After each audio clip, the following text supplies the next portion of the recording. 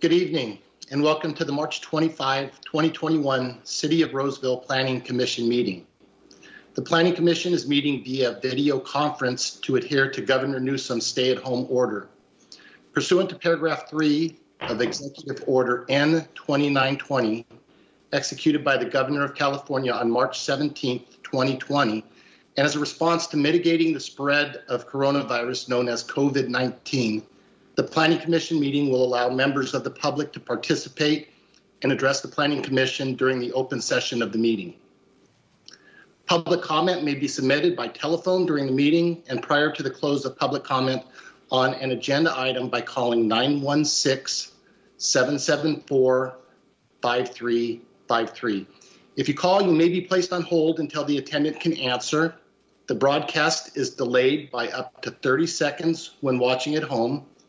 When your call is transferred, you will have 3 minutes for public comment, items not on the agenda, and 5 minutes in which to speak to a regular agenda item. Your time will be monitored and you'll be informed when you have 1 minute left to conclude your comments. If you're listening to the meeting while calling in, please turn down the volume on the meeting in order to avoid interference. When calling, please do not use the speakerphone option as it may create difficulty for the Planning Commission to hear your comments. I will now call the meeting to order. Lupi, may I please have roll call? Yes, Commissioner Caparuso is absent, excused. Commissioner Krafka? Here. Commissioner Labrea? Here. Commissioner Martin? Here. Commissioner Pryor? Here. And Vice Chair Jensen? Here. And Chair Beshears is absent, excused. Thank you, Lupe. And could we all join in the Pledge of Allegiance? I pledge allegiance to the flag of the United States of America and to the republic for which it stands, one nation, under God, indivisible, with liberty and justice for all. Now, Lupe, could we please begin with staff introductions? Yes. Good evening, Commissioners. Lupe Nelson, Recording Secretary. Good evening, Commissioners. Michelle Scheidenberger, Assistant City Attorney. Good evening, Vice Chair Jensen and Commissioners. Greg Bitter, Planning Manager. Good evening, Vice Chair Jensen and Commissioners. Derek Ogden, Senior Planner. Good evening. This is Lauren Hawker, Senior Planner. Good evening. This is Shelby Maples, Associate Planner. Good evening. This is Mike Eisinger, Development Services Director. Good evening. Matt Todd, Principal Engineer. Okay, thank you, staff. At this time, we'll open it up for public comment. Public comment is a time for anyone who would like to address the Commission on an item that is not on tonight's agenda. Public comment may be given by calling 916-774-5353. When addressing the Commission, please state your name for the record and limit your comments to 3 minutes. Staff, is there anyone who would like to address the Commission on an item not on tonight's agenda? We don't have any phone calls at this point, Vice Chair Jensen, but we'll give it 30 seconds for the video delay to see if anybody calls in. Thank you.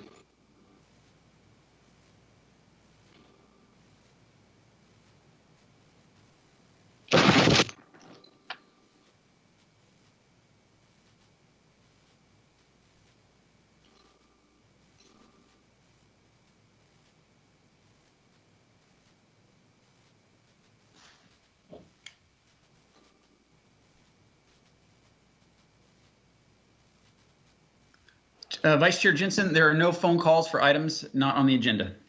Thank you, Greg. So hearing none, I will close the public comment period. The next item on the agenda is our consent calendar. The consent calendar consists of routine items that may be approved under one motion as recommended in the staff reports. However, each item may be considered separately upon a request by the audience, Planning Commission, or staff. To request that a consent calendar item be considered separately, the public may call us at 916-774-5353. Tonight's consent calendar item consists of one item, item 5.1, the minutes from the March 11th, 2020 2021 Planning Commission meeting. Staff, is there anyone from the public who would like to pull an item from the consent calendar for discussion? Not at this time, Vice Chair Jensen, but again, we'll give it 30 seconds for the delay.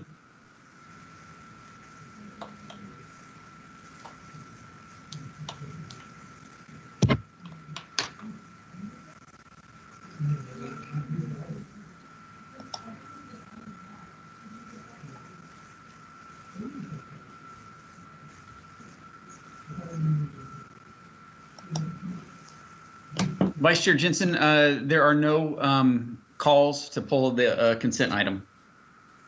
Thank you, staff. Commissioners, would anyone like to pull an item from the consent calendar for discussion? Hearing none, may I have a motion to approve the consent calendar as listed? I'll make a motion to approve the consent calendar. I'll second. Okay, I have a motion from Commissioner Martin. I didn't hear who the second was from. I believe it was Commissioner LaBrea jumped in there first. Second. Can we have a roll call, Lupe? Yes. Commissioner LaBrea? Yes. Commissioner Pryor? Commissioner Yes. Pryor? Yes. Okay. Commissioner Martin? Yes. Commissioner Krafka? Yes. And Vice Chair Jensen? Yes. The motion is approved. Next on the agenda is requests and presentations. Before we begin, I want to review the meeting procedures. First, we will hear the staff presentation. Then we will take questions from the commission. Then I will open the public hearing. The applicant will make a presentation, and then I'll open the public comment period, and the public will have an opportunity to speak. Then I will close public comment, give the applicant an opportunity to provide a rebuttal, and then close the public hearing. The commission may then ask questions of staff, and finally the commission will consider this item and make a decision based on the information provided in the report from staff and the testimony presented during tonight's hearing. As a reminder, public comment may be given by calling 916-774-5353. If you call, you may be placed on hold until staff can answer. When addressing the commission, please state your name for the record and limit your comments to 5 minutes. Our first item on the agenda is item 6.1, and it's a request for a design review permit for 1721 Pleasant Grove Boulevard. For the record, file number PL20-0154. Shelby, may we have your presentation, please? Vice Chair Jensen, this project has generated quite a bit of interest from the surrounding community. So before Shelby begins her presentation regarding the design review permit for Mercy Housing, I'd like to provide some additional context for this Wait, hey, Greg, project. can I cut you off for a second? Sure. Vice Chair Jensen, I have a conflict on this project. I need to recuse myself. Through my employer, Cunningham Engineering, I am providing the civil engineering design for this project. So at this time, I'll leave the meeting. So noted. And Greg, I appreciate your plan to provide some additional broader level view of affordable housing within the city, and that sounds like a great plan. So go ahead. Great, thanks. So I'm gonna do a few things. I'm gonna give a big picture overview of the city's affordable housing policies. I'm going to talk to you about a little bit about how the housing element update that we're currently working on relates to the proposed development, and how the specific plan process that the city uses for planning purposes resulted in this project being before the commission tonight. So first, I'd like to remind the commission of the city's affordable housing policies. With the adoption of a general plan update in 1988, the city adopted an affordable housing policy that required all new planning areas set aside land to accommodate 10% of all new units for affordable housing. This breaks down to 4% of the total units would be for low-income households, 4% for very low-income households, and 2% for middle-income households. All specific plans adopted since that time have complied with this policy, and designated sites for affordable housing projects have been identified. Units for low and very low-income households have all been located in multifamily rental projects, such as the one before you tonight. While the city has had great success in seeing these affordable units constructed over the past 30 years, in fact, we are among the region's leaders in affordable housing construction, there remain many sites designated for affordable multifamily housing that are undeveloped. The Mercy housing development that's before you tonight is located on one of these vacant sites that has been designated for affordable housing. Specific to the project, at this time, Mercy has not determined all the levels of affordability that will be provided with their development. The specific plan requires that at a minimum, 50% of the units be made available to families with household incomes at or below 50% of the county's median income, and 50% of the units be made available to families with household incomes at or below 80% of the county's median income.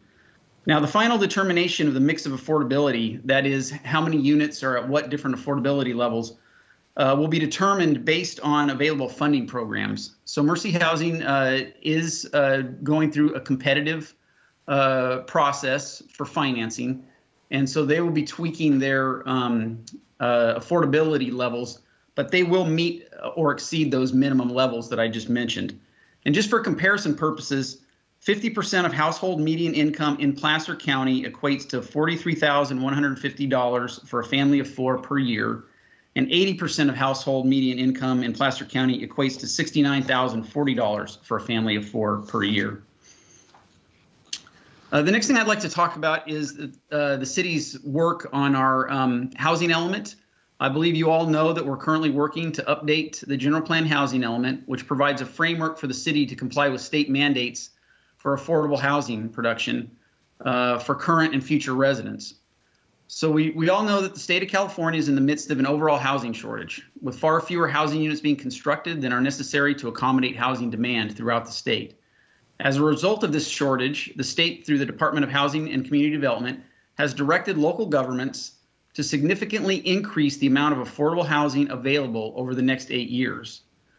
So as a result of that, the city has received an obligation to provide land that will accommodate 6,178 affordable housing units over the next 8-year housing cycle, which begins this year. The proposed site of the Mercy housing development has been included in the city's affordable housing inventories since the early 2000s, after adoption of the North Roseville specific plan in 1997. This project will directly help the city meet its affordable housing mandate. And finally, I want to make sure that the public understands the purpose of tonight's hearing. The question of whether or not the proposed project can be developed for multifamily affordable housing is not before the Planning Commission tonight. That issue has been determined by the City Council when they approved the North Roseville specific plan in 1997 and designated the project site for high-density affordable housing. As you all know, the majority of Roseville has been planned through the specific plan process. This process is based on a comprehensive evaluation of the city's needs to accommodate growth. Land is designated for single-family residential, multifamily residential, schools, parks, open space, and public services like fire stations, libraries, electric substations, to name a few. These land uses are balanced to provide opportunities for everyone wishing to move to Roseville. I think it's very important to note that during this process, the city evaluates many municipal facilities and infrastructure to ensure they can accommodate projected growth. Particular to this project tonight and some of the comments received, I'd like to point out that the city's transportation system is always evaluated at the specific plan level to ensure roadways are designed to accommodate the growth associated with this new development. Now, there remain many vacant parcels within the various specific plans, such as the site of tonight's proposal, which have been approved for development, and in some instances, they've been vacant for over 30 years with an approved development allocation. A vacant property does not lose its land use designation or development potential just because the surrounding area has developed. Development of these vacant parcels is expected by the city and helps the city to realize the balance of land uses that were originally anticipated with each specific plan. Another key component of each specific plan is the associated fiscal analysis, which ensures that development pays its own way and current residents do not subsidize development through the city's general fund.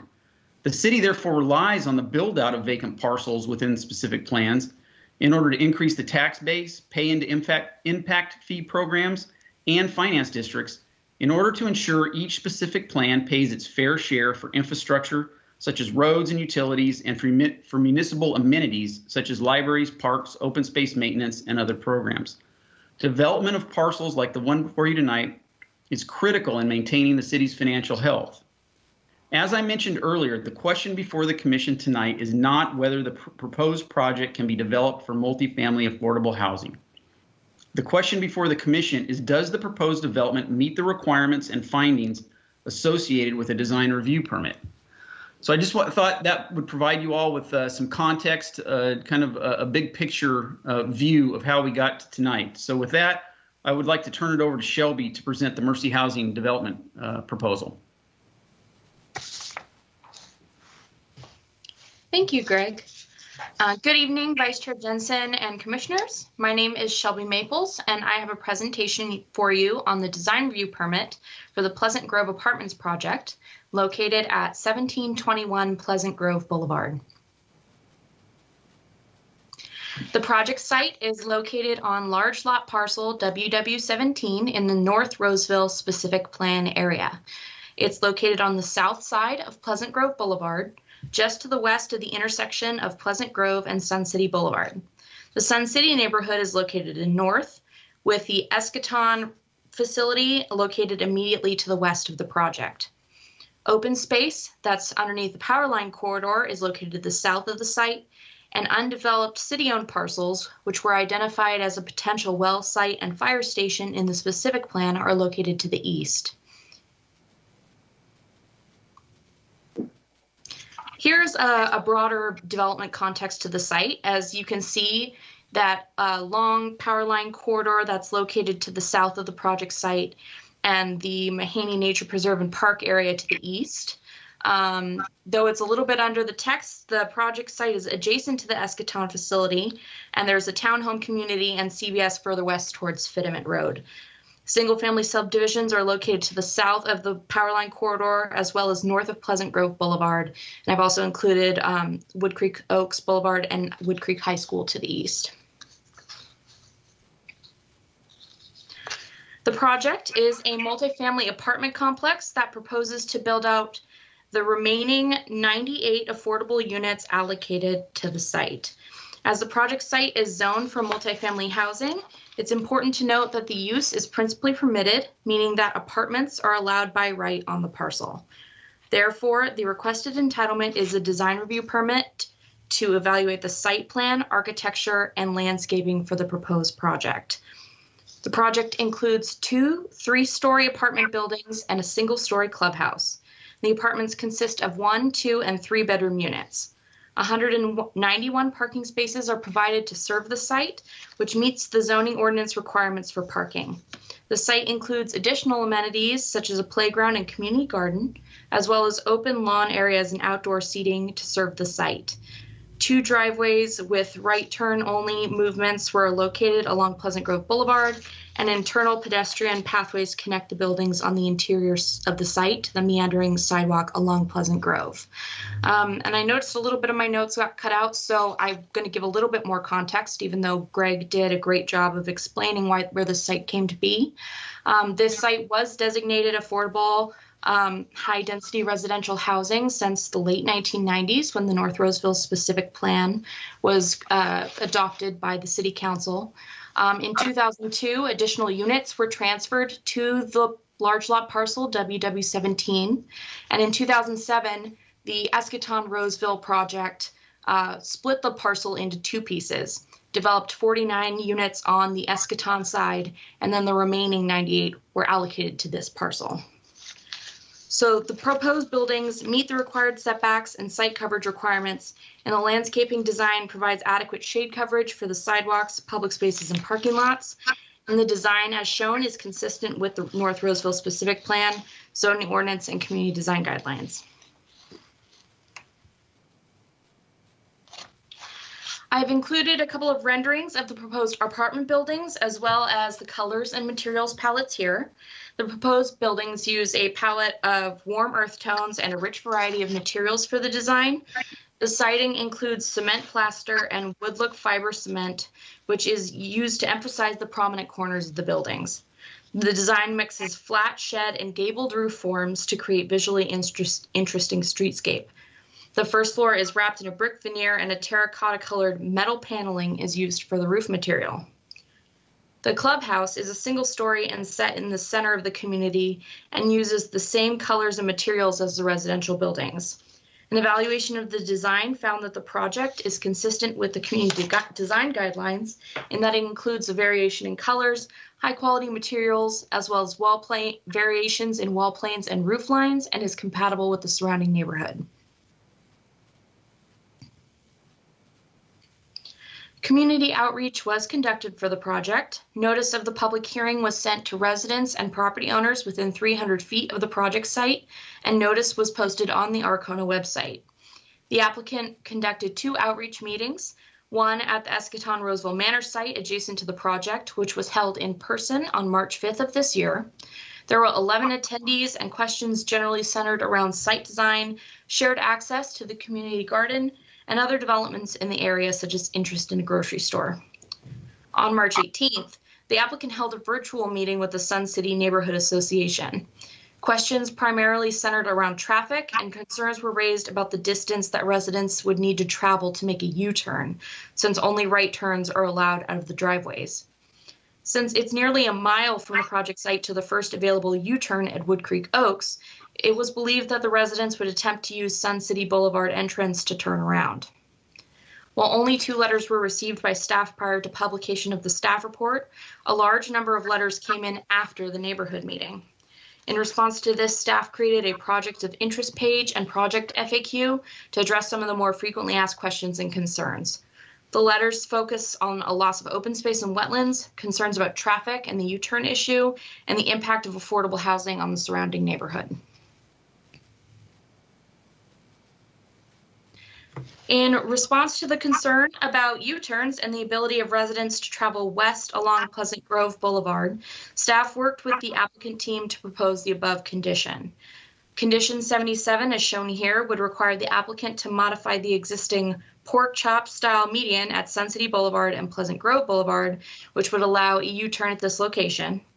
This will allow residents to travel west on Pleasant Grove without having to travel to Wood Creek Oaks for the first legal U-turn.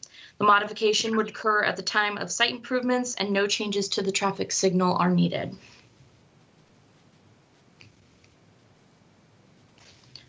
To address some of the other concerns expressed by the neighbors, I'd like to clarify that no open space or protected wetland areas will be impacted by the proposed project.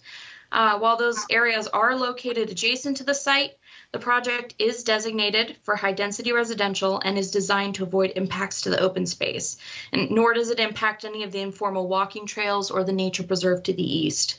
The project plans have been reviewed by City Engineering and the Parks Department. Further, the project will be required to adhere to mitigation measures included in the North Roseville Specific Plan Environmental Impact Report. With regard to concerns about increased traffic, it's important to note that the development of this site was anticipated with the specific plan. These units have been accounted for in the city's traffic demand model, and the roadway structure was designed to accommodate these trips. The engineering division has reviewed the project during the entitlement process and confirmed that there's adequate capacity for this project. Finally, many neighbors expressed concern about the value of their homes and a rise in crime associated with affordable housing. Home valuations vary on a case-by-case basis and is not a factor that's considered in the design review permit evaluation. As previously stated, the project's consistent with the North Roseville Specific Plan, which was adopted in 1997. Additionally, the site is identified as a location for affordable housing in the general plan's housing element. The project will develop the 98 units allocated to the site consistent with city's goals and policies, with at least 50% of the units serving low-income households and 50% serving very low-income households. I'd like to point out some additional information that I included in the Planning Commission memo sent out last night, as well as the FAQ section of the city's projects of interest page. The memo explains that recent state law prohibits cities from denying housing projects that are consistent with land use and zoning designations unless specific findings can be made. So not only does the city support the project because it is consistent with our land use and zoning designations, but as it's shown in the analysis in the memo, staff does not believe the project fits the denial criteria per state law. Therefore, as the proposed affordable apartment complex is a principally permitted use and may be developed by right, the scope of the Planning Commission's review is limited to the design. The project evaluation found that the design is consistent with the general plan, North Roseville specific plan, zoning ordinance, and community design guidelines, and the required findings for the design review permit can be made. Therefore, staff recommends that the Planning Commission adopt the 4 findings of fact and approve the design review permit, subject to 77 conditions of approval. This includes the new condition regarding the U-turn movement, as shown on slide 7 and in the Planning Commission memo. And that concludes my presentation, and I'm happy to answer any questions you may have.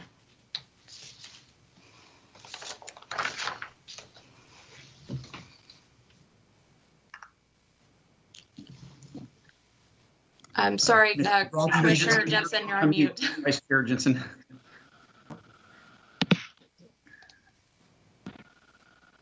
Am I there now? Yes.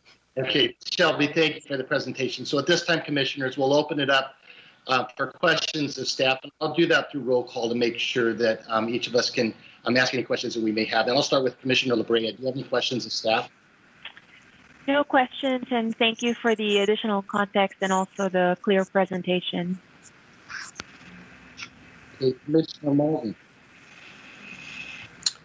No questions. Thank you, Shelby, for the presentation, and Greg, in addition to the clarifications for other items added. Thank you. And Commissioner Pryor. I have no questions at the moment, and thank you, Shelby, for your presentation, and Greg for your addition also. Thank you, Commissioner Pryor. I do have one higher level question for staff. And Greg, it goes back to the overall city policy related to affordable housing. Now, this project was identified 25 years ago as an multifamily affordable site. Is that correct? And that policy has been in place for even longer than that. Does that go back to even the 80s with Johnson Ranch and?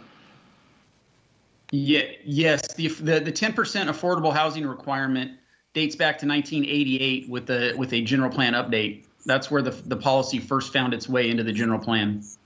And it's my understanding that that policy was put in place by the council to ensure that we allocated this type of land use across the entire city, that it didn't try and congregate in one area. It was put out so that we could embed it within the framework of the city. Is that a good statement?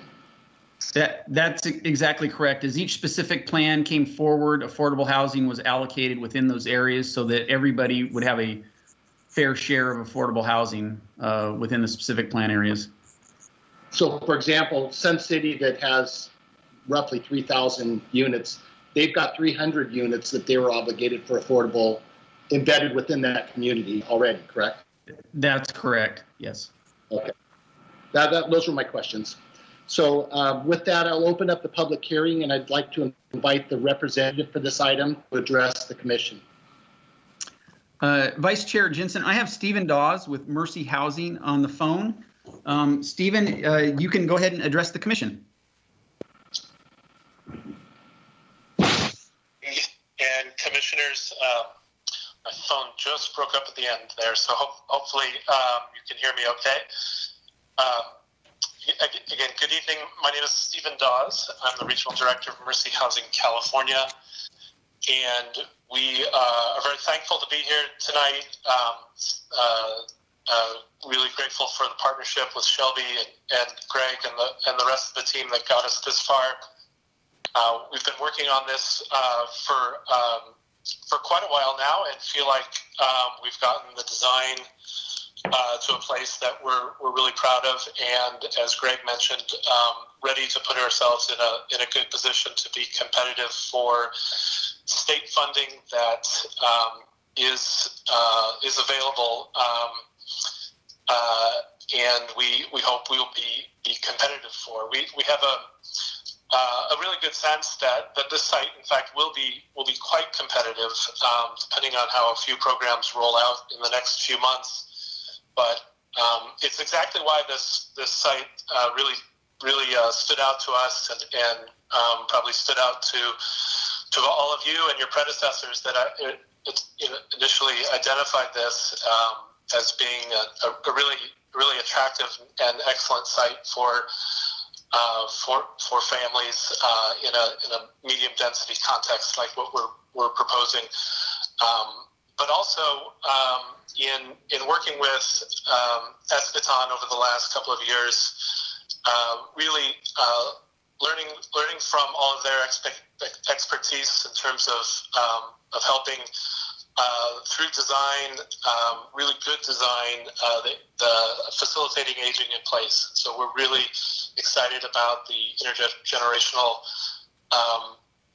concept here and the cross-programming opportunities that will be available with Eschaton next door.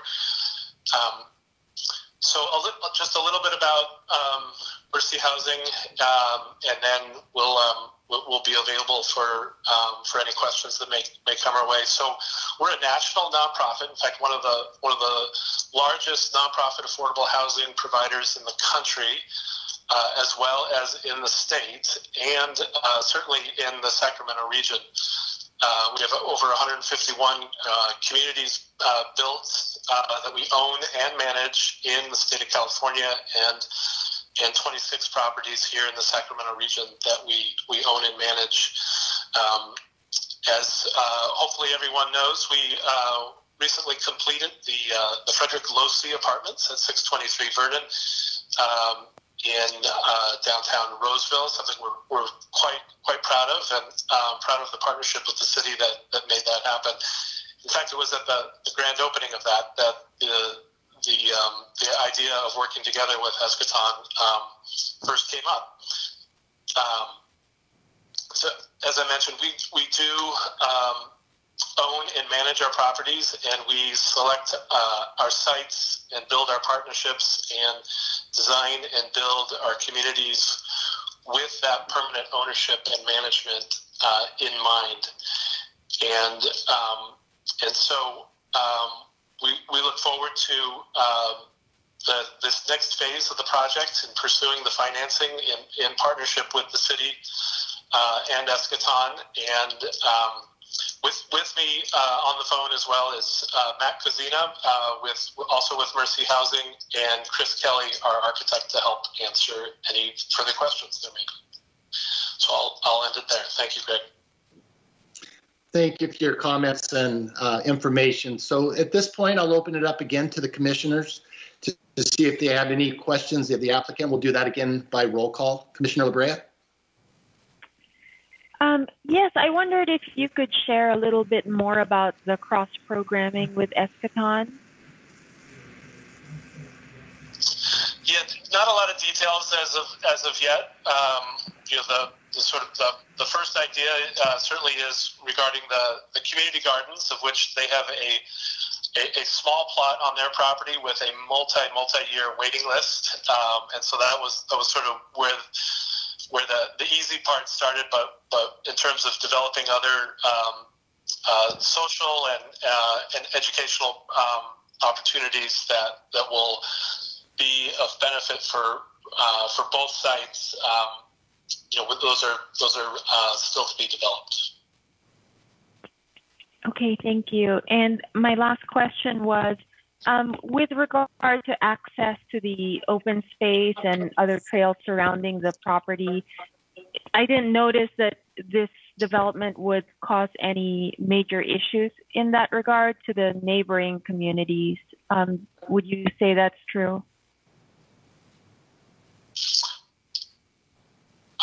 Why don't I'll have Chris Kelly address that, who I think is familiar with the access points. Yep. Yeah. So to the left of our property, in between Pleasant Grove Apartments and Eschaton Manor, there's an existing 6-foot-high tube steel fence. And then to the south of our property, we're proposing post and cable, fencing, if you will, which is similar to the El Camino community just to our west. We view it as kind of open space that we're looking out to. We didn't look to fence our property on all three sides.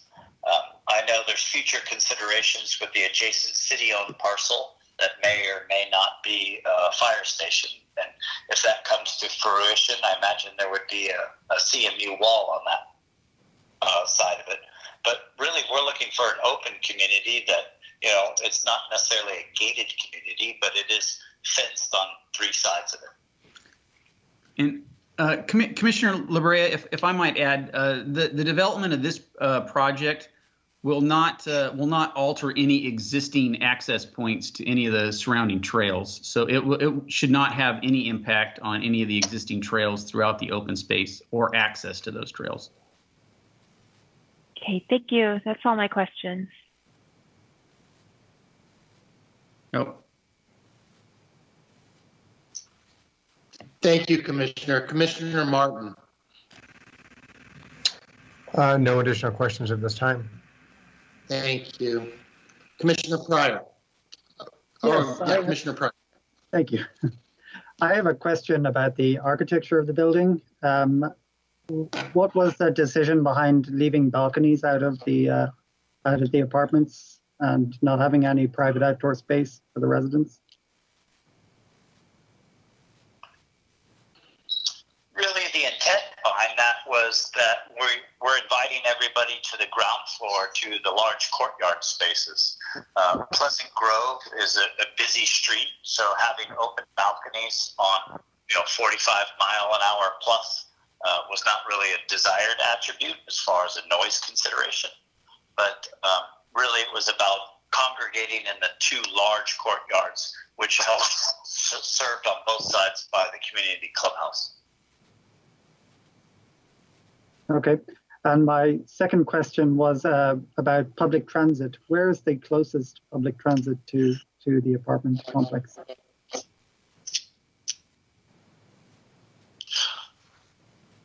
I'm sorry, I'm not sure I caught that. Public transit? Yeah. Yes. The nearest bus stop. The question is, where is the nearest bus stop? I can actually answer that question. Yeah. The nearest bus stop is located outside of the Eschaton facility, so that's immediately to the west of the project site. There's also a dial-a-ride pickup location located on the clubhouse within the project itself. Okay. Thank you. Okay, Commissioners, I don't have any further questions of the applicant. So now we'll open public comment. Public comment may be given by calling 916-774-3. As a reminder, you will have 5 minutes to address the commission on this item.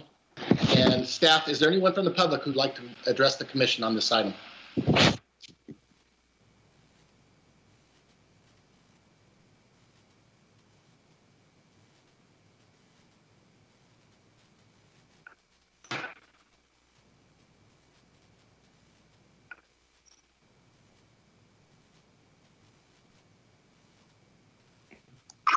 Vice Chair Jensen, yeah, we're just waiting for the call to be transferred. Thanks. Okay, thank you. Unknown caller.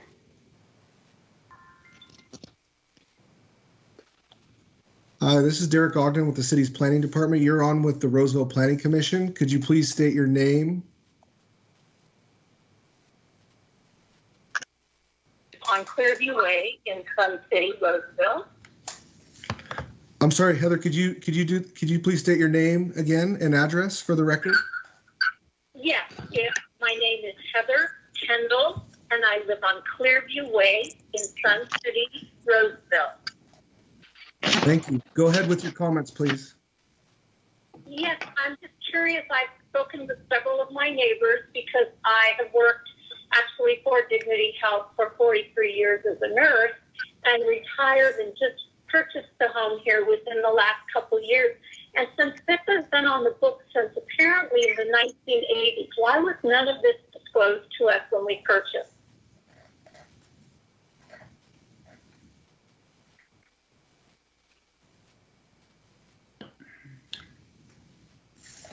Go ahead with all of your comments, and then the commission will respond. Yeah, no, I'm just curious because every one of the neighbors I've spoken with, none of us were aware of this. And so I'm just curious, since this goes back to the 1980s, And apparently this is a brand new occurrence to most people living and who have purchased here in Sun City. And you know, I'm just curious, where was all the notification prior to us purchasing our property? Okay, is that all your comments? Yes, it is. Okay, thank you. Yeah, thank you for your comments. We'll have staff write down all of the comments that we do receive from public comment and ask for them to respond to those at the end of the public comment period. Thank you. Okay, thank you.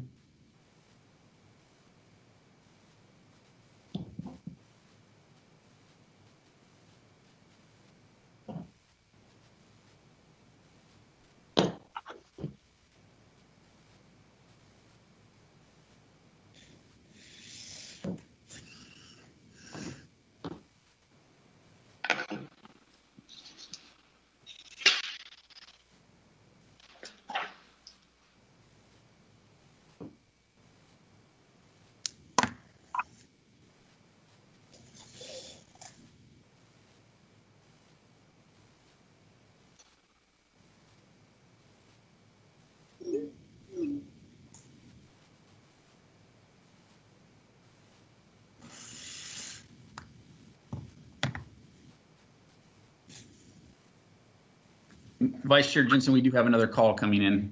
Okay.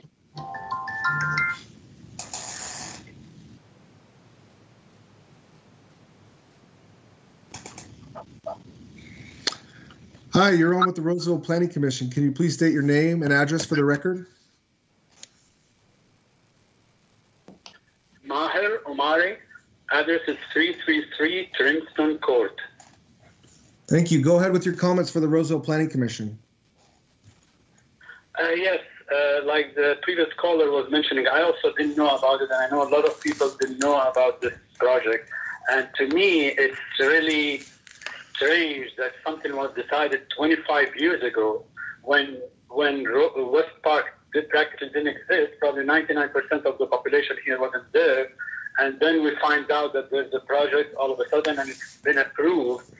And it looks like nothing the public can do about it. I mean, to me, that's really a twisted system when something like this happens. And I'm not sure what this meeting is about. If it's not about approving the project that's been approved 25 years ago, if it's about approving the design, then I would express opposition to approving the design. And I would like the committee to disapprove the design and get more feedback from the public and get them more involved in it so that they'll be involved in the process. Because we cannot disapprove a decision that was made 25 years ago when none of us was involved in it. But the only way now is to go on a technicality and say, okay, we disapprove the design. Okay, thank you. Is that all your comments? Yes, and I'd like to answer about what is the process of approving the design? Is it the people on the committee that now just vote amongst each other and decide, or does the public have a vote in this? We'll have staff address that once we receive all the comments from the public. Do you have any other questions of the commission that we can add to the list? I'm sorry, I didn't hear the answer. Who decides now on approving the design? Is it the people on the committee after they review the comments from the public? Is that what I heard correctly? That's the purpose of the hearing this evening. Yeah. Yes, the Planning Commission will make a decision on the project tonight. Yes.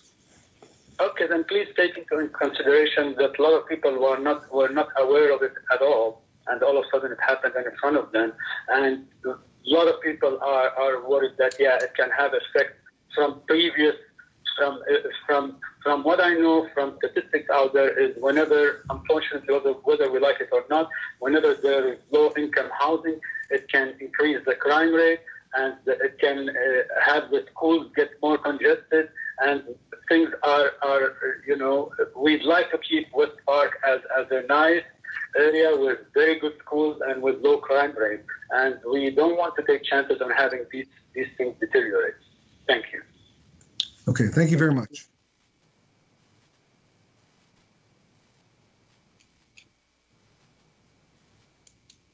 Unknown caller. Hi, you're on with the Roseville Planning Commission. Could you please state your name and address for the record?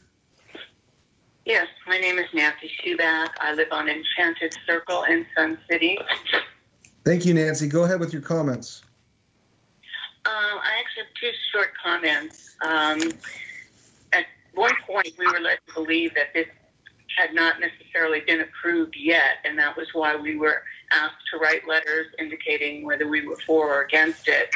So I do feel like my time was wasted in that regard. One comment Steve made about not putting balconies in for this new facilities because of the noise on Pleasant Grove. My home directly will be across the street from this new complex. The noise level on Pleasant Grove is such right now that I cannot keep my doors and windows open. I cannot enjoy my back patio. And whether there was enough room for the traffic or not, I haven't heard anything about noise mitigation. That's it. That's all I have. Okay, thank you, Nancy. Thank you.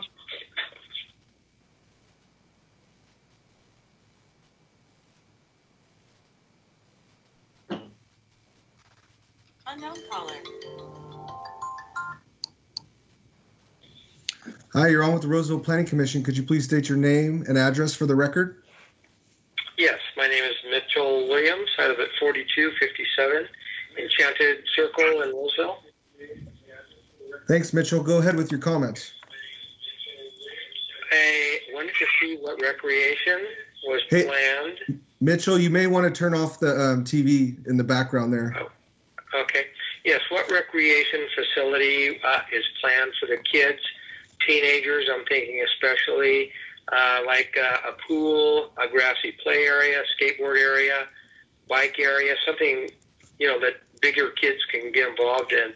We already have young people coming into Sun City, and they're actually fishing in our ponds and skateboarding and things like that.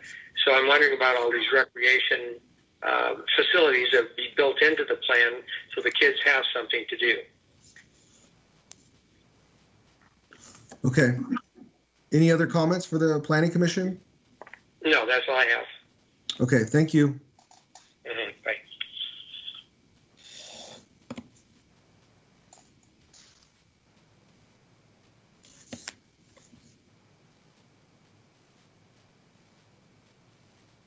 Unknown caller.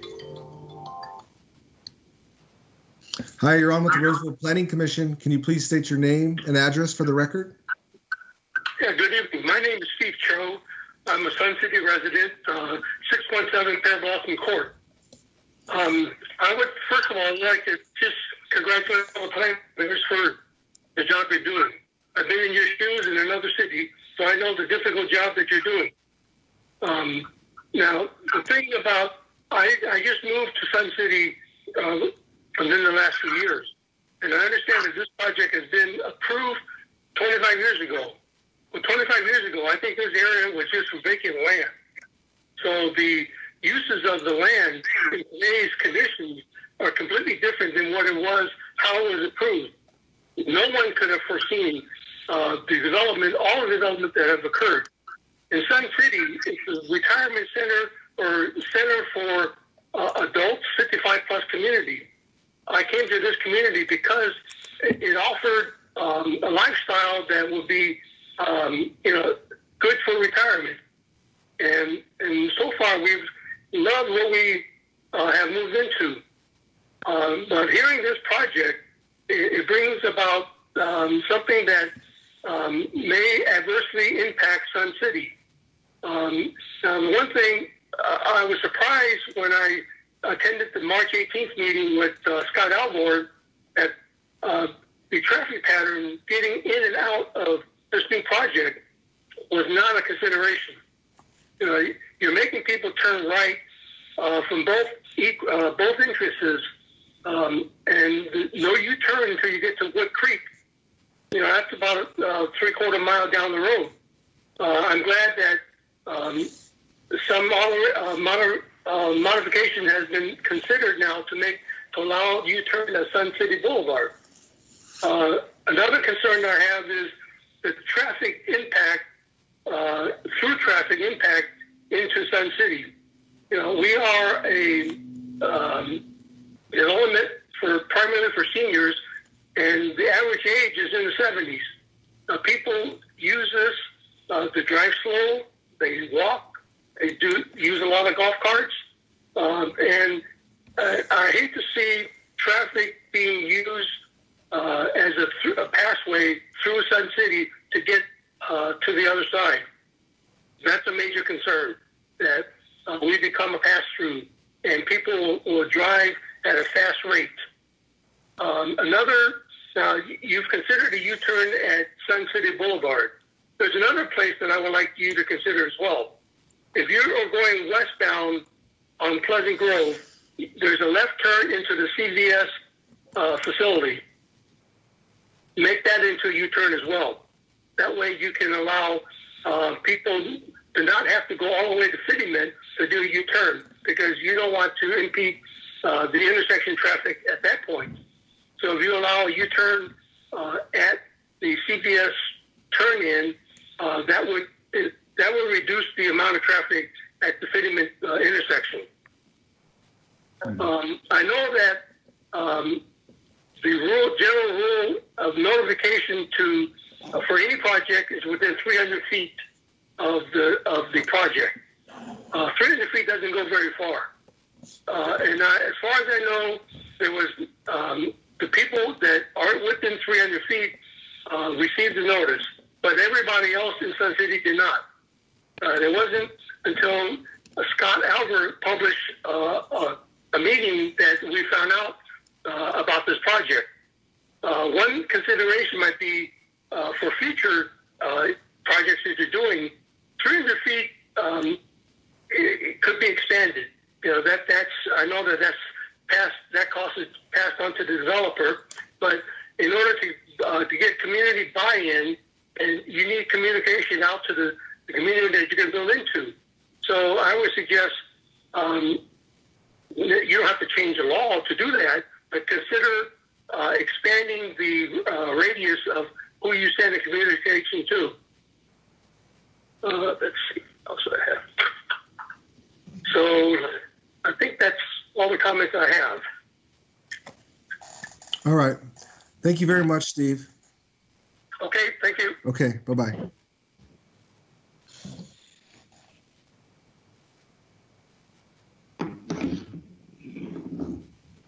Unknown caller. Hi, you're on with the Roseville Planning Commission. Can you please state your name and address for the record? Hi, sure. My name is Kathleen West. I live on Camino Real Way in Roseville.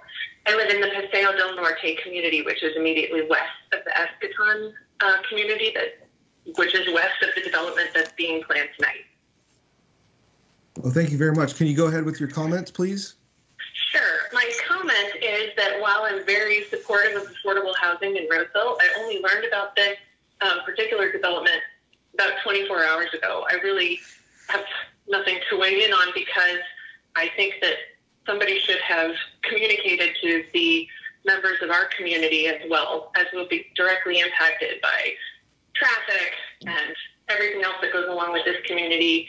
I know, as I read through comments, that there were meetings with the Escaton community in Sun City across the street, but nothing with our community here at Camino del Norte, or Paseo del Norte, I'm sorry. So I just wanted to leave that comment. It would have been nice to have had that same interaction and heads up about this community, and so we had a chance to evaluate and weigh in with our own comments.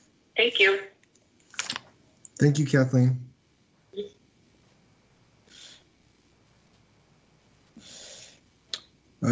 Vice Chair Jensen, I think we have 2 more calls at the moment. Okay.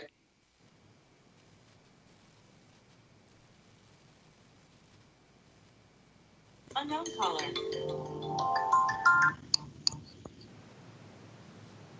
Hi, you're on with the Roseville Planning Commission. Can you please state your name and address for the record?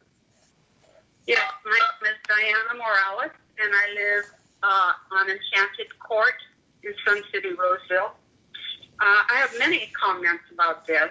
First of all, if this was approved in 1980, Roseville is supposed to be a city that is concerned about the community.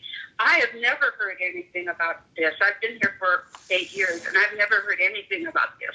So why weren't we, my question is, first, why weren't we told about this rather than just a few days ago? Eschaton, I understand that they worked with Eschaton. Eschaton is a senior community. It's not an affordable housing community, and we're looking at two different issues there. Sun City is a senior community, and we're here because it's quiet, because we're safe. And now you're going to bring affordable housing. I'm an opponent. I'm a proponent for senior housing. However, why isn't this being done in an area where there's no senior housing around? We want to be safe here, and right now I don't think that we are going to be safe. As far as the U-turn at Sun City Boulevard, you guys are so concerned about the flow of traffic. What do you think that's going to do? That's going to really do it. There's not that many, so if that 4 cars are turning, you're going to have a flow of traffic trying to turn in here and a flow of traffic turning around inside of our community, trying to get back out. I think the architects were very lax, not thinking about this when they came up with this community. I'm very upset right now about this whole thing, but the size of the project, I don't know how, I wonder if it could be reduced in size. You have enough spaces for 191 vehicles. Do you have any idea how much more traffic that's going to be and how much more noise that's going to be? And speaking of noise, the architects were very concerned about the balconies having too much noise if the project was moved back. Well, did any concerns come to us about noise? No, we weren't concerned at all. No concern was given to us. I just think this was a poor judgment on the city of Roseville overall. I wish that we had time to give our comments prior to 1980, when this was approved, when this was just nothing out here. So, yes, I would like a lot of feedback because I'm very concerned about this. Thank you. Thank you, Diana. You're welcome.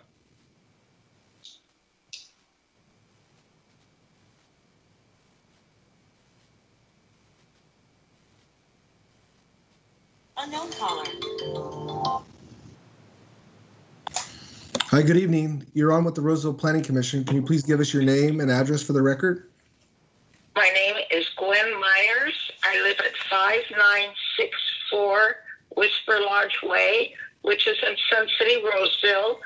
I have 2 concerns. I have many, but there are 2 main ones. Where will these children be going to school?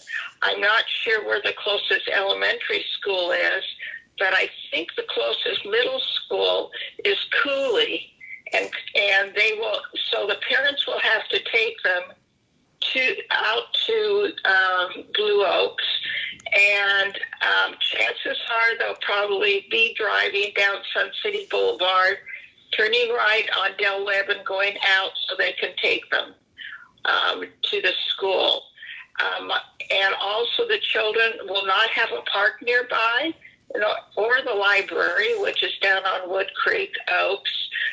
Since this is a senior community, and then Eschaton's a senior community, and there's another community, senior residence on Fitiment, this area is not prepared for children living in the area.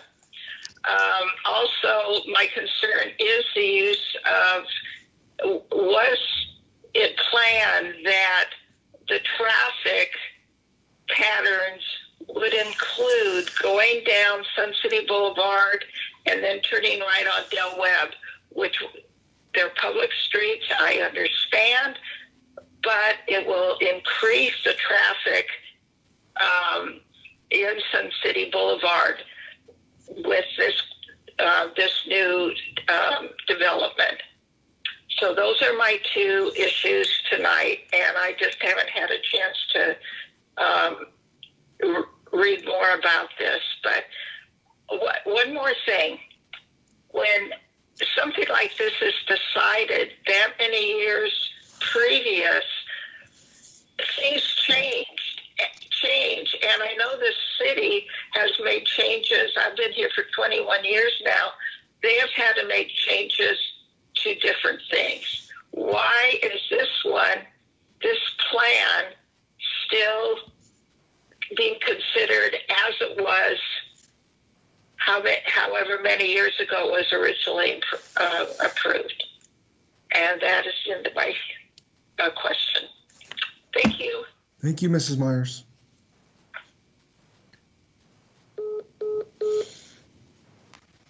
Okay, Vice Chair Jensen, I think those are all the calls we have at the moment. We may want to give it another 30 seconds to see if anybody calls.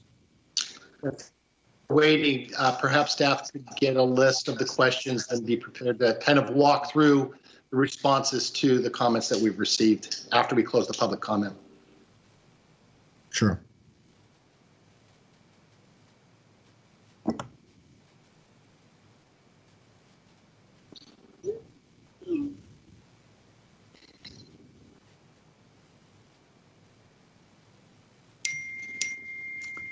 That's 30 seconds, Chair, and there's nobody on the line right now, so I think we could probably close public comment.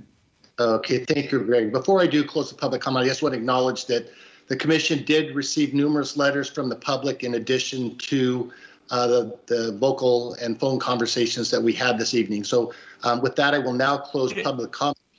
But Vice Chair Jensen, I just wanted to ask if the commission, are there any commissioners that would like to have the applicant come back and speak on any of these items? Would you just like staff to answer these questions, or is there anything that you have specifically for the applicant? Because I can get them back on the phone if needed.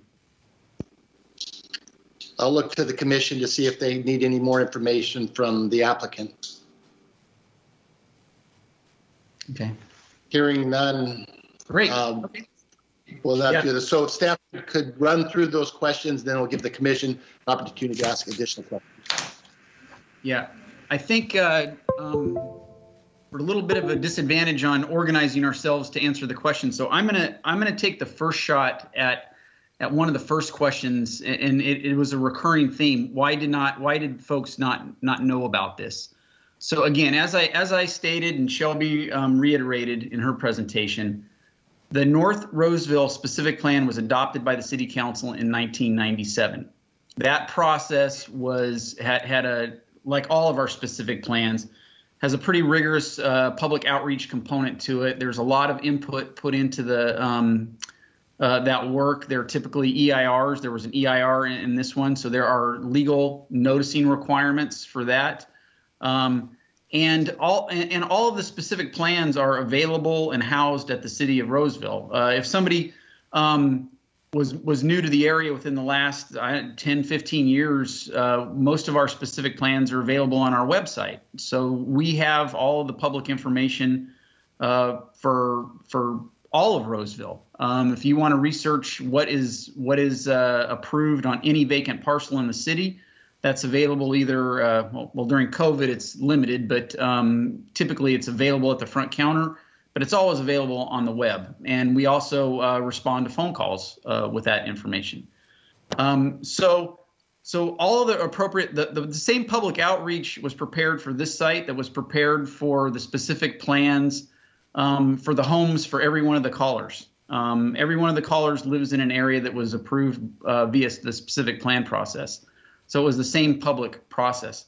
As far as disclosures that real estate agents are required to provide and are provided in closing documents for purchasing a property, that's not typically something city staff is involved in. I think there's typically language saying that there's vacant land in the vicinity, and you need to talk to or check with your local municipality to find out what is approved for the property. So I would say that yes, we don't keep track of people buying, moving into into existing neighborhoods and alerting them to what may or may not be approved in the surrounding area. Also, yes, our 300-foot radius list is our standard in the zoning ordinance, and this has come up several times. We talk about whether we should expand it, and I think one of the questions, one of the concerns is, what's the right distance? Because every distance that we set will be too short for somebody.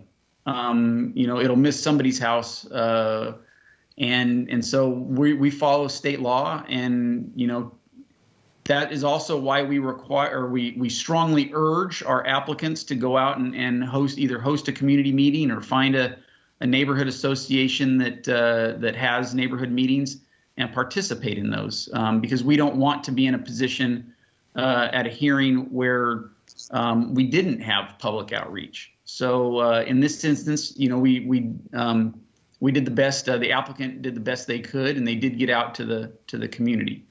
So that's kind of the big picture topic. And again, I'll reiterate that the specific plan was adopted and approved in 1997. So this site has been designated for high-density apartments for 24 years. And the property owners have a right to know that the property they bought has zoning and land use associated with it. And that is like all property owners, whether you own a home or you own an apartment complex site, you buy land with the assumption that the land use that's on your property is something that you get to enjoy the rights of that land use. So then I think some of the details on recreational facilities, I'd turn that over to Shelby. She has some of those details. Yes. So to address the question about recreation, there is the playground that's located on the project site for younger children, I assume, or who will mostly utilize that facility. There are also grassy lawn areas within the facility. The clubhouse includes like a recreation room where events can feasibly be hosted, and there's outdoor seating areas within the project site. I'd also like to note that Mahaney Park is less than a mile away from the project site, and it does have a direct pedestrian access along Pleasant Grove Boulevard. So there are facilities accessible to the children that'll be using the site. I did also want to comment that, there was individuals who were concerned that the environment of the surrounding area had changed over the intervening years since the specific plan was adopted, but those areas such as Sun City and the other subdivisions were developed consistent with the specific plan. So if they weren't, then those new uses were reevaluated in context of the specific plan. So these uses were all considered together when they were being developed.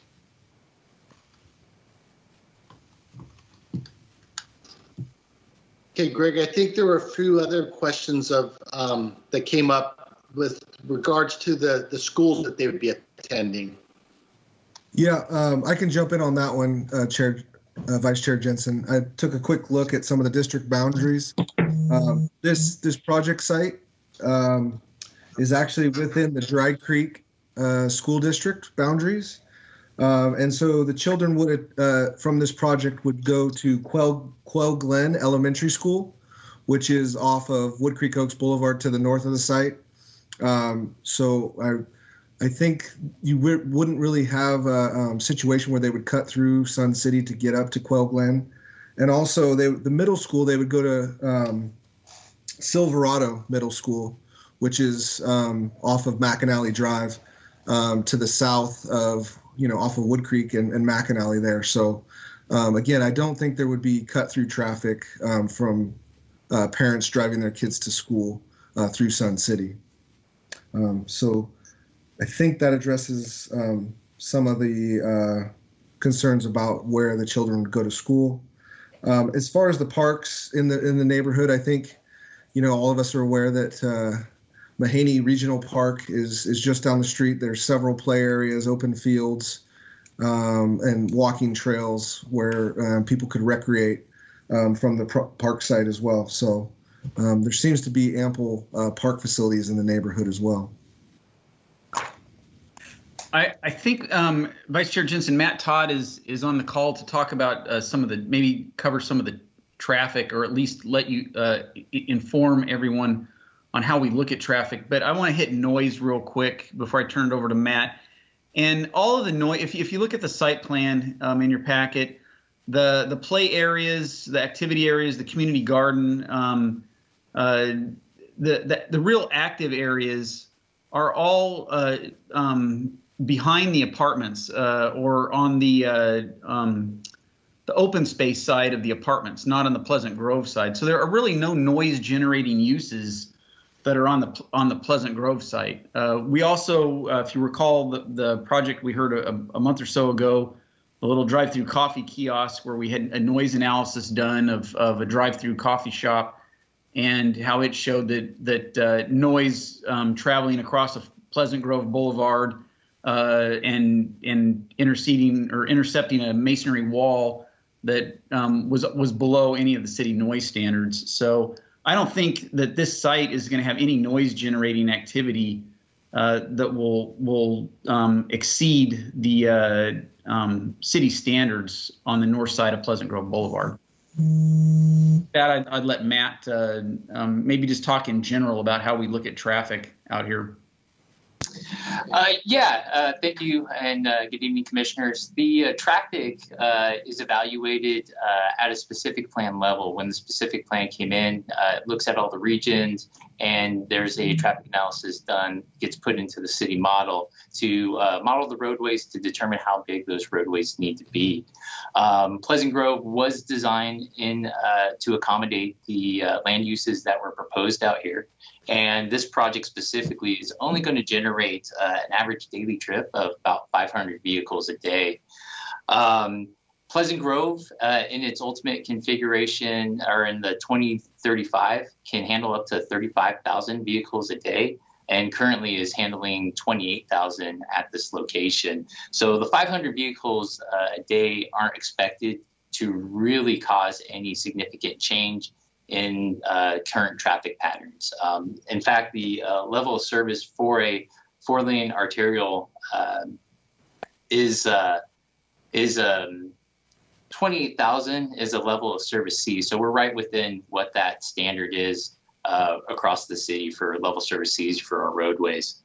The impact from the project to Sun City, we expect maybe there being a 15 to 20% that makes U-turns that will want to go west on Pleasant Grove.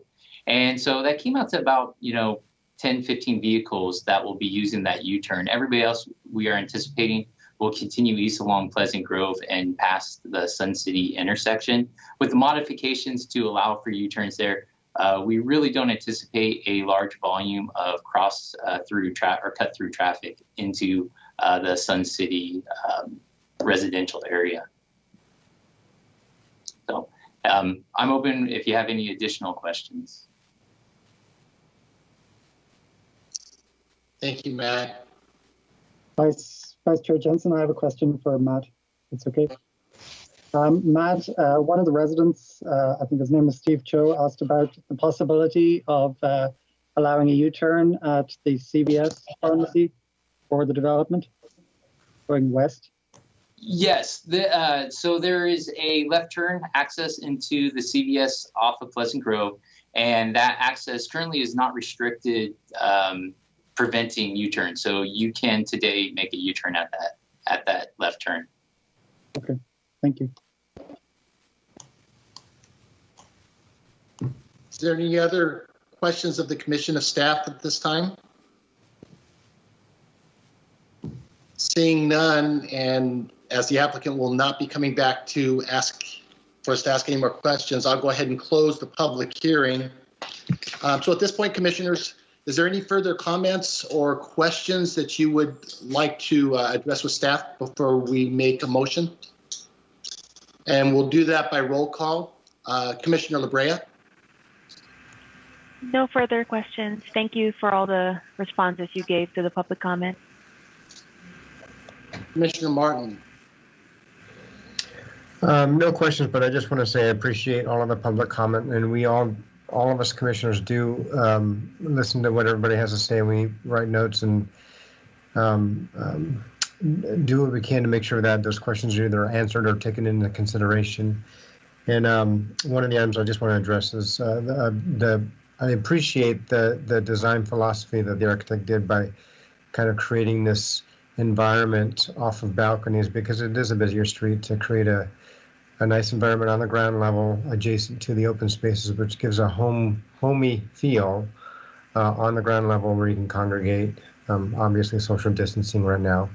And it was a good compromise without going with the balconies in the system. So that's all I have.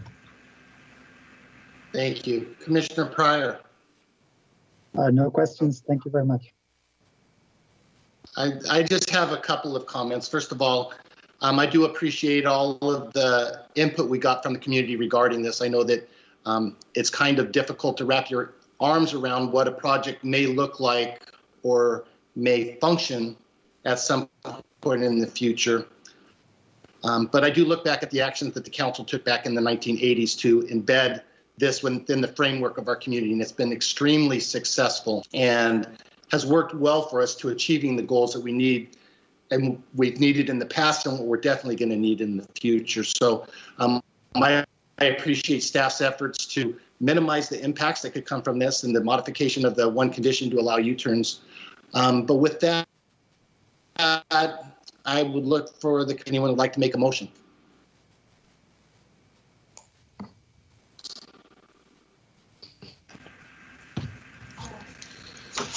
I'll make a motion. You want to go ahead, Tracy? Okay. I'll make a motion to adopt the 4 findings of fact and approve the design review permit subject to 77 conditions of approval for NRSP PCL WW-17 Pleasant Grove Apartments, 1721 Pleasant Grove Boulevard, file number PL 20-0154.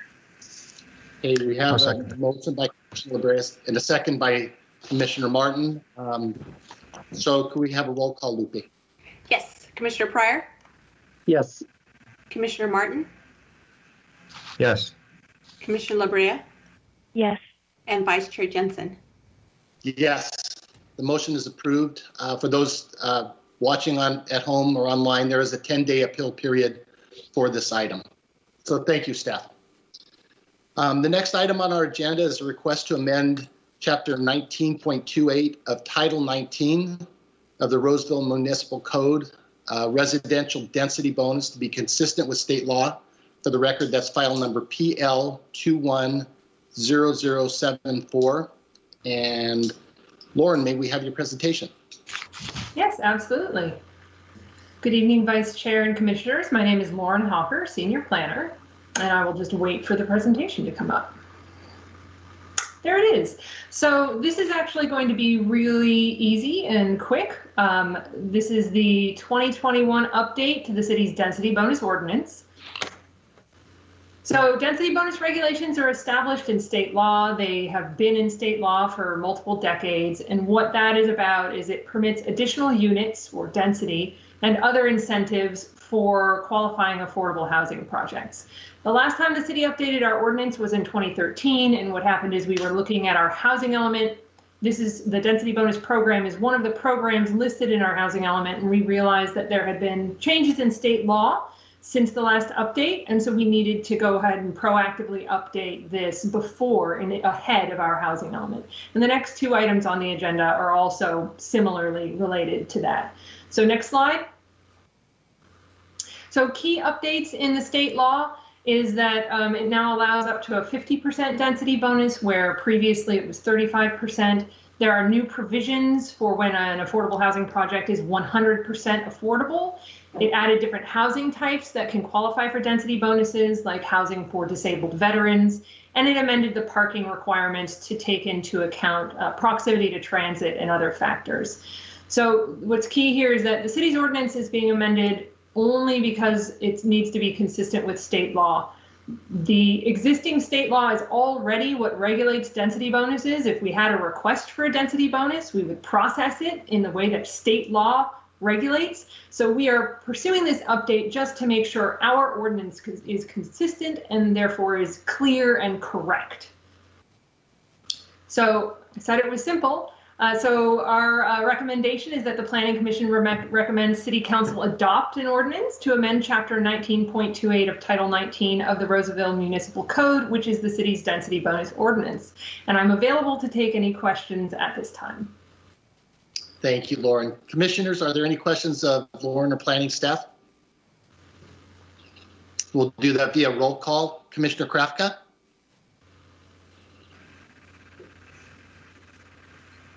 No questions. Nod your head. Looks like a no. No Commissioner. questions. Okay. No questions. Commissioner LaBrea.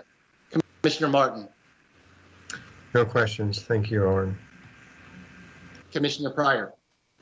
No questions. Thanks, Lauren. Okay. Thank you. So at this point, we'll open the public hearing to receive public comments. Again, public comment may be given by calling 916-774-5353. And as a reminder, you'll have 5 minutes to address the commission on this item. Staff, is there anyone from the public that would like to address the commission on this item? We have no calls at this time, but we'll give it a few more seconds for the delay.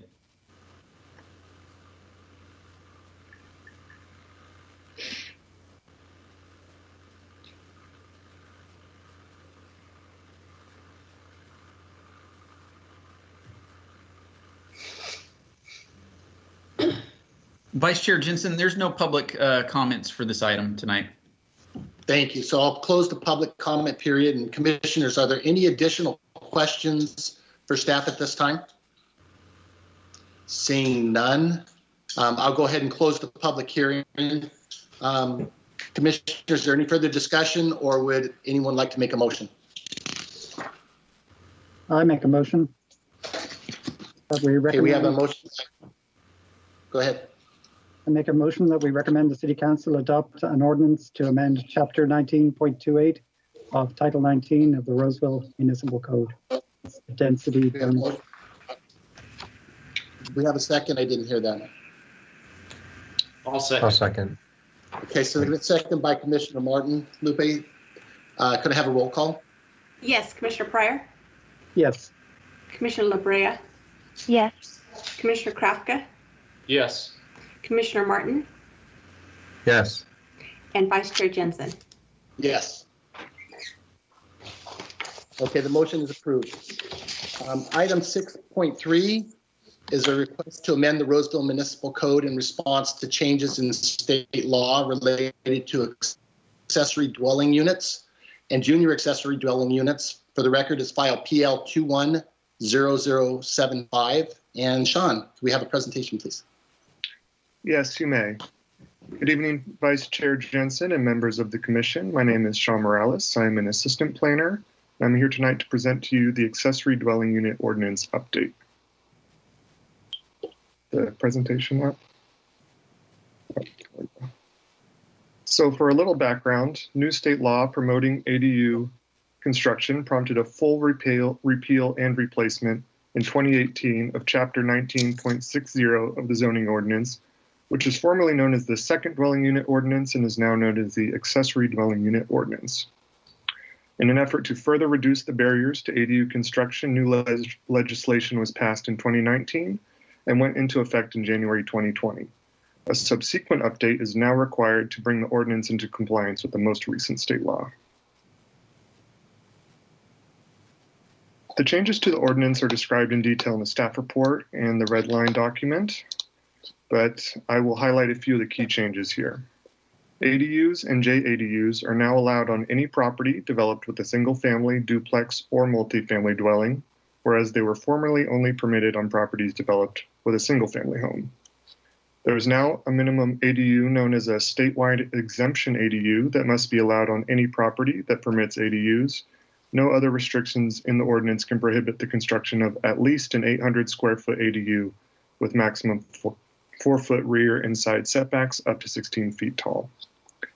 Junior accessory dwelling units, or JADUs, which are smaller units located within the primary home, were not previously covered in the city's ordinance. They are now required to be allowed, though state law also requires that a deed restriction be placed on any JADU, which requires owner occupancy in either the JADU or the primary unit and prohibits short-term rentals in those units. Formerly, only one ADU was permitted per lot. The ordinance is now expanded to allow one detached ADU and one JADU on a lot with a single-family home and 2 detached ADUs on a lot with a multifamily dwelling. Lastly, state law requires an ADU provide, quote, permanent provisions for living, sleeping, eating, cooking, and sanitation. And staff has added a definition for permanent provisions of these facilities in order to provide more clarity for residents and staff when evaluating what qualifies as an ADU. So, in conclusion, based on the presentation and the evaluation in the staff report, staff recommends that the Commission recommend to the City Council to adopt an ordinance to amend Chapter 19.60 of Title 19 of the Roseville Municipal Code, and staff is available to answer any questions if you have them. Thank you, Sean. Any initial questions for staff at this time from the Commission? See head shaking no. So at this time, we'll go ahead and open up the public hearing to receive public comment. Again, public comment may be given by calling 916-774-5353. And as a reminder, you have 5 minutes to address the Commission on this item. So we'll wait to hear from you, Greg, if we have any phone calls.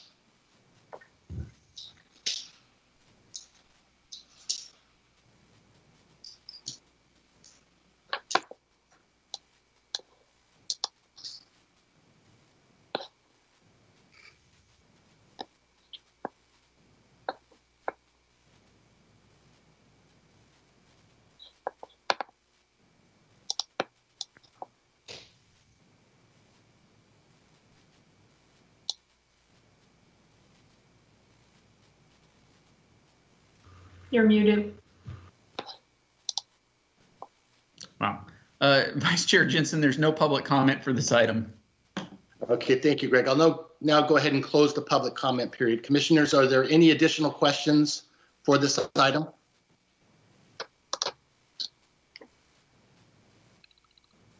And that may be Commissioner Pryor. No questions. Thank you. Commissioner Martin. Commissioner Martin. No questions. Commissioner LaBrea. No questions. And Commissioner Krafka. No questions. Okay, if there's no more comments or discussion from the commission, would Commissioner like to make a motion? I'll make a motion that the City Council consider and adopt the ordinance amending Title 19, zoning related to accessory dwelling units. A second. We have a second. Second from, was that Commissioner Martin? Yes. Mm-hmm. Yes. Okay, so we have a motion from Commissioner Krafka and Loopy. Can we have a roll call? Yes, Commissioner Krafka, Yes. Commissioner Martin, Yes. Commissioner LaBrea, Yes. Commissioner Pryor, Yes. and Vice Chair Jensen. Yes, the motion is approved. So the last item on the agenda this evening is item 6.4, and it's a request to amend portions of Title 19 of the Roseville Municipal Code for the purpose of establishing a streamlined ministerial review of qualified affordable housing projects consistent with SB 35 and AB 2162. For the record, this is file number PL 21-0018. And Gina, can we have a presentation, please? Yes. Good evening, Vice Chair Jensen and Commissioners. I'm Gina McCall, Associate Planner. Tonight, I'll be presenting the proposed objective design standards and associated minor modifications to the zoning ordinance. The proposed objective design standards are quantifiable development and design standards for site design, architecture, and landscaping for affordable housing projects.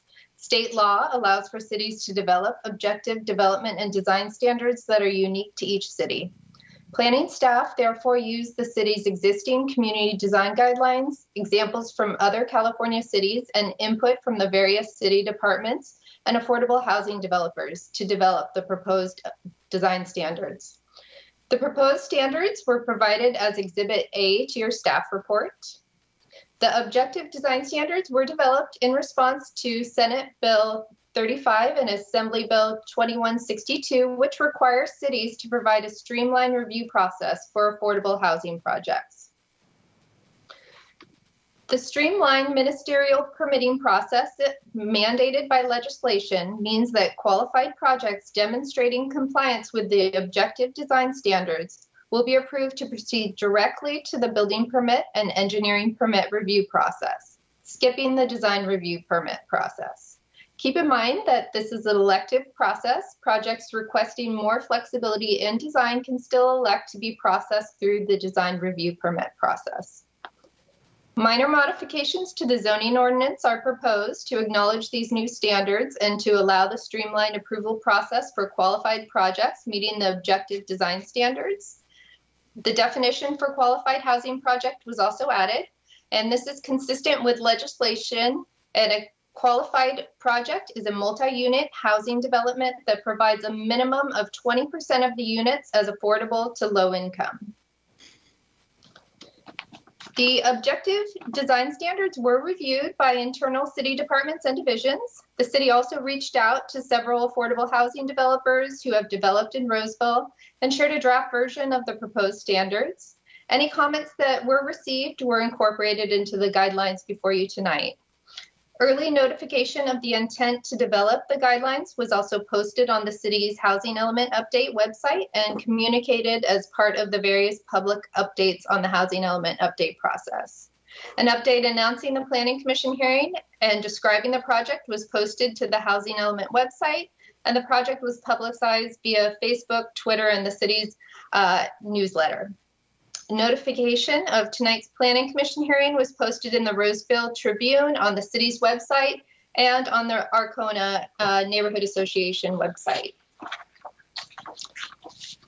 So in conclusion, the Planning Division is recommending that the Planning Commission take the following actions. We're recommending that the City Council, we're requesting that you recommend that the City Council consider and adopt a resolution establishing the objective design standards, and recommend that the City Council consider and adopt the ordinance amending Title 19, which is a zoning ordinance related to the proposed updates that acknowledge the establishment of the objective design standards and a new streamlined process for affordable housing projects. And that concludes my presentation.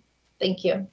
Thank you, Gina. Commissioners, by roll call, we'll see if there are any questions. Commissioner Krafka? No questions. Commissioner LaBrea? No question.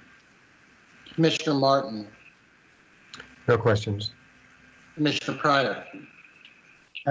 Thanks, Gina. No questions. Okay. I do have one quick question, Gina. In developing the objective design standards, you said you used the community design standards as kind of a basis for that. What was the process the city went through in providing the community design standards?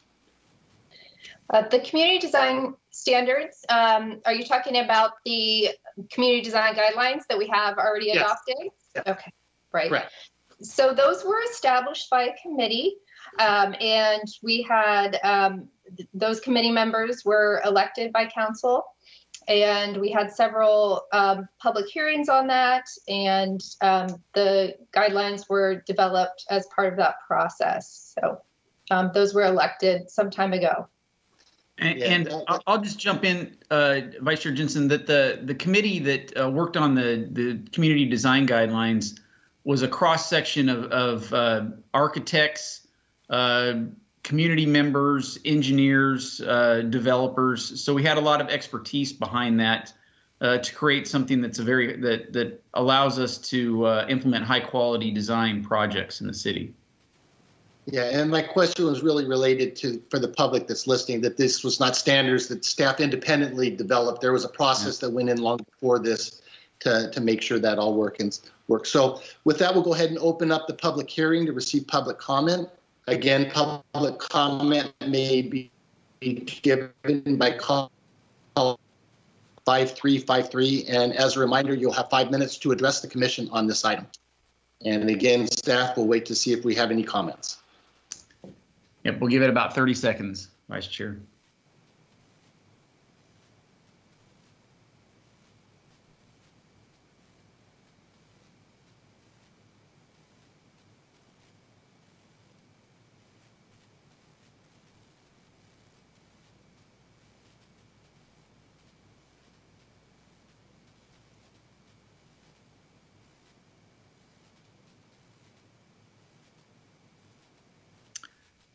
Vice Chair Jensen, there is no public comment for this item tonight. All right, thank you, Greg. I'll go ahead and close the public hearing. Commissioners, again, via roll call, are there any further questions or comments for staff? Commissioner Kraft, any further questions? I do actually, it's more comments.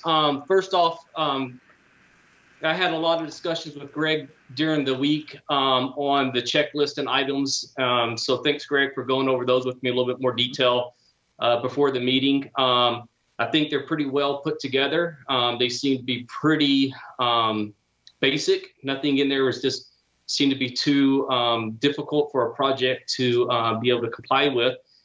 And I'd also just like to take a couple of minutes, maybe not that long, but a few seconds to maybe talk a little bit about on the development side. I'm actually really happy about this new ordinance. I know it's a state mandate, but nonetheless, I am happy about it. The way these affordable housing projects work is kind of like what was mentioned with the Mercy Housing Project, is they have to compete for grant funds. And those grant funds are only awarded a couple of times a year. So, and to be eligible, to be competitive, we need the entitlements. So if we miss the entitlements, and we don't get those approved, and we miss one of the cycles, then we're going to be waiting for months before the applications can even go in. So having this streamlined is going to make it a lot easier to try to get into those applications in a little bit sooner. But I would like to make a request of city staff. So one of the other, I think this is going to take care of the planning side. I think this is going to do a lot to help. However, one of the other hardest hurdles to get over is once the funding is awarded, the project only has 180 days to pull permits. And that is a huge challenge to make. So I know this is just the Planning Commission, and Greg and the rest of the staff have no say what happens at the building department or the city or the engineering department. However, I think it would be great if those departments could also come up with some kind of a streamlined process to try to speed those reviews up also. You know, whenever the current process is, we can expect, we schedule anywhere from 3 to 4 months just for plan check cycles to go in. So if you only have 180 days, you can see how much of that time the plans are sitting at the city. So even if the city could only shave off a week off of each one of those plan review cycles, that could save us a month and really be beneficial to getting this stuff done. Because like I said, getting those permits in hand in that 180 days is a challenge. So like I said, Greg, I would just like to request that maybe you talk with your internal departments to see if take y'all's lead and see if there's something they can do on their end as well. I think I'll let my boss, Mike Isom, I know he's very in tune to this issue, so I think he might have some ideas on that. Well, I appreciate the comment, Commissioner Krafka, and thank you for that. One of the big focus areas for our department this year, and just to remind everybody, the development services encompasses both planning, or not both, the planning division building plan review and inspection, and engineering and land development. So we have all of those functions under our umbrella. So we control the plan review process, the entitlement process. That's all within our department. But one of the things that we're going to be focusing on next year is a push, especially with affordable housing projects, to push those to the front of the line, if you will. So if we get a project that meets certain levels of affordability, and especially now with the streamlined process with the objective design standards, we're going to put those at the top of the stack and make sure that those get looked at first. The city has standard review times, which are by far the fastest in the region in terms of how quickly we turn them around. Typically within 15 business days, we get the first review turnaround. If we stick to those timeframes, but we still put these projects at the top of the queue, I think that's going to make a big difference. So I appreciate the comment. That is something that we're looking at, and we're definitely going to implement that this year. I think that'd be great. Thanks, Mike. Thank you, Commissioner Krafka. Commissioner LaBrea, any comments or questions? No further comments or questions. Thank you. Thank you. Commissioner Martin. No comments or questions. Just appreciate the additional input by Commissioner Krafka. Thank you. And Commissioner Pryor. Yes, I have a quick comment or question, rather. How much time saving will this be for projects, and is there a cost saving as well, since it is streamlined?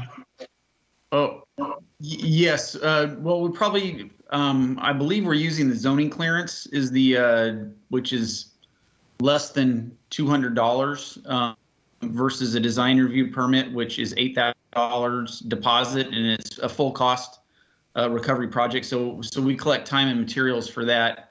So, and you know, while it's a ministerial application, I'm assuming we can review a project in just a matter of days to make sure it complies with that checklist. So you're probably talking a savings of anywhere between 3 to 5 months of time.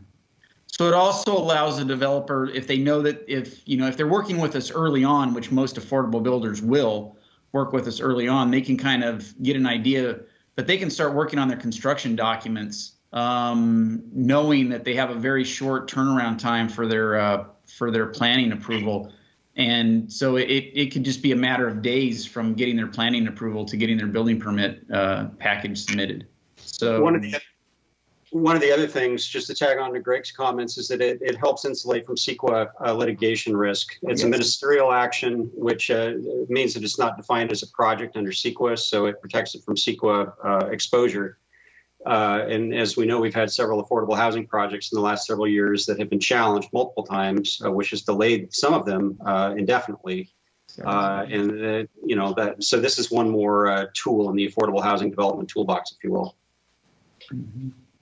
Thank you. Okay, if there's still further comments or questions from the commission, I'd look to see if anyone would like to make a motion.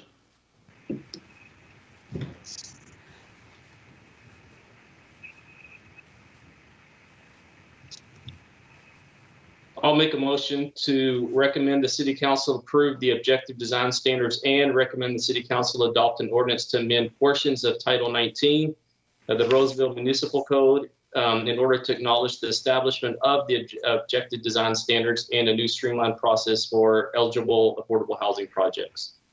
I'll second that. Okay, we have Commissioner Krafka has made the motion and Commissioner Pryor has seconded the motion. Can we have a roll call, please? Yes, Commissioner Martin? Yes. Commissioner LaBrea? Yes. Commissioner Krafka? Yes. Commissioner Pryor? Yes. And Vice Chair Jensen? Yes. Okay, last item on the agenda is board member, commissioner, and staff reports. Are there any reports from staff?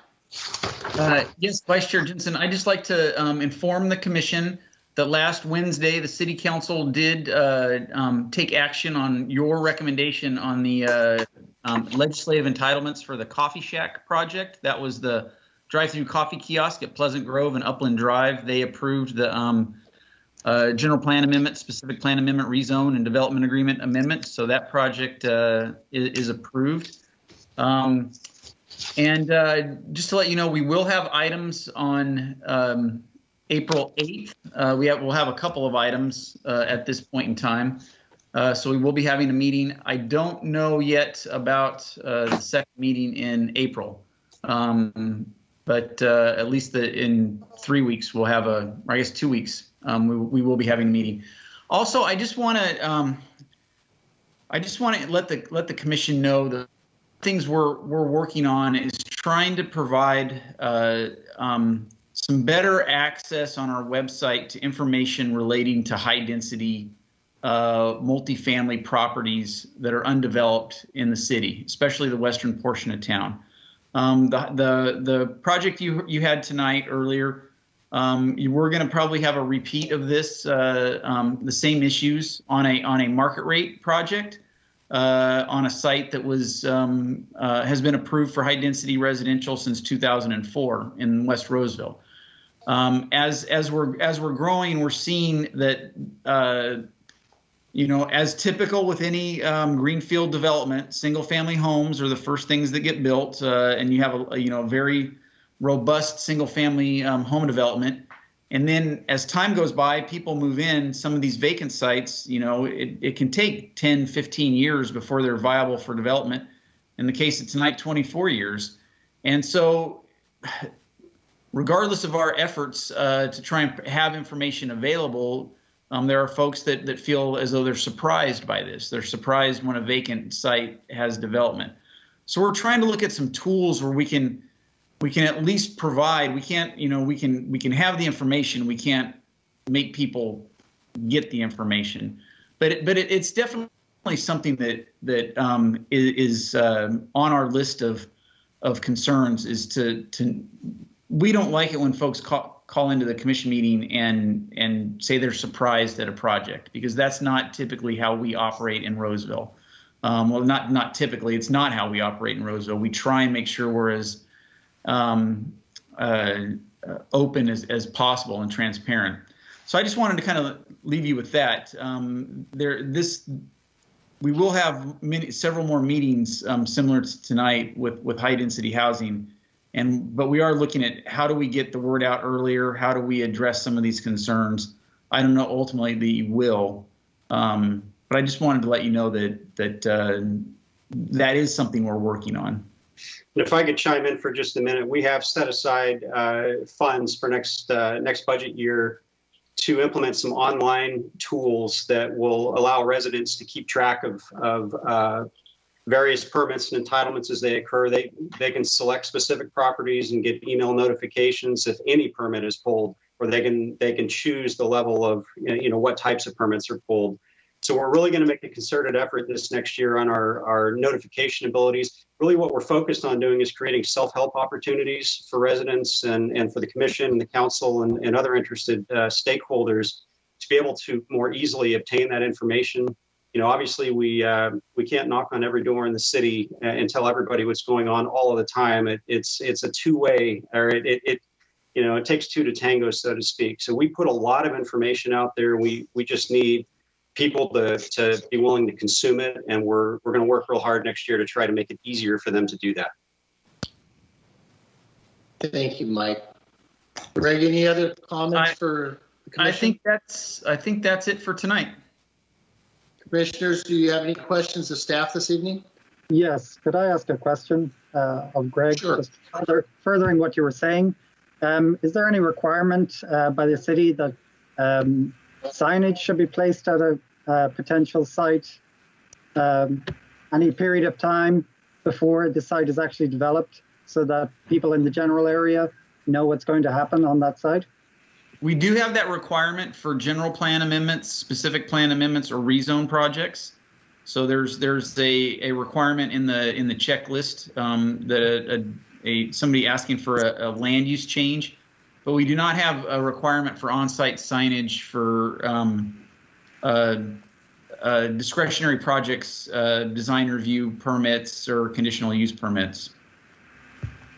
We rely on our noticing, and we also, we do, one of the ways we try to get the word out is when we first get a project in and it gets routed around to the different city departments, and we get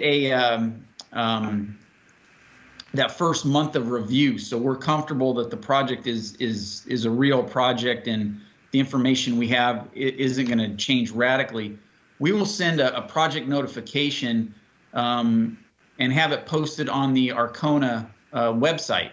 And so we've worked out an agreement with Arcona where they actually have given us an access page where our staff logs on to their website and adds these notices, and we link it to the appropriate neighborhood. So when you go on Arcona, you can go to your neighborhood association geographic area on a map, click on the map, and it'll pull up all of our notices. And so we have CEQA notices, project notices. I mean, that's for everything we do, administrative permits all the way to city council notices. So that's one additional tool that we've been, I think, has been fairly successful for us and a good relationship with Arcona.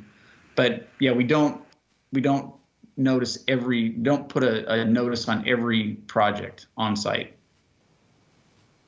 Okay. Thank you, Greg. Any other questions of staff from the commission? Okay, I just want to thank our commission for being here this evening. I know it's a little bit longer meeting. I appreciate staff's efforts in getting us all the information in a timely manner, so we had that in advance so that we could act appropriately at the meeting. So with that, may I have a motion to adjourn? I'll make a motion. I didn't hear that was from, I'm going to say it was from Commissioner Martin and Commissioner Pryor, if that's okay. And so with that, all in favor? Aye. Okay, we're adjourned. Thank you. Thank you all very much. Everyone. Good night. Good night.